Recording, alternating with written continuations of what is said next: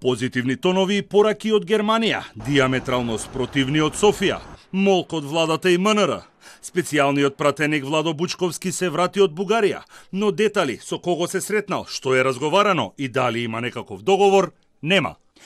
Македонија ги исполни условите и старт на пристапните преговори треба да има, соопшти денеска германската амбасадорка Анке Холштейн.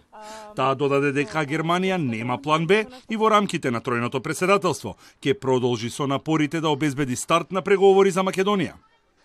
Во меѓувреме, Македонија и Бугарија мора да продолжат со работа, барем на оние точки каде што нема судир на интереси.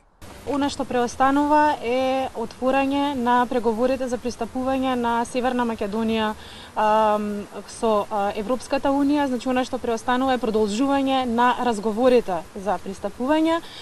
Нема друга алтернатива, исполнети се сите услови од страна на Северна Македонија. Во рамките на нашето тројно претседателство со Португалија и Словенија ќе продолжиме со напорна работа со цел постигнување на отворање на пристапните преговори за Северна Македонија. Во текот на следните недели мислиме дека она што е многу важно е да има соработка меѓу двете соседни земји во оние области и сегменти каде што нема разлики во мислењата. И со тоа ќе се докаже дека постои добра соработка. Од Софија продолжуваат острите тонови, овој пат од шефицата на дипломатијата Екатерина Захариева.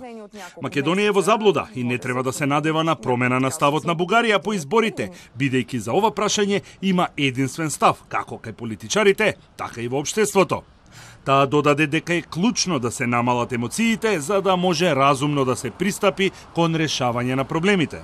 Да, малко като жертви, нали, мисля, че това не е необичайна политика за тях, за съжаление, но че България се опитва да забрани правото на идентичност на гражданите на Република Северна Македония. Това не е така.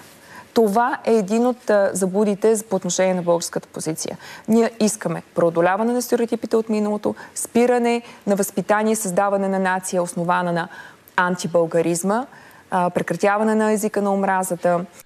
Од опозицијската ВМРО-ДПМН повторно обвинија дека се распродава македонскиот идентитет и дека премиерот Заев и неговите соработници лажеле, обидувајќи се да ги сокријат информациите со кои партијата располагала.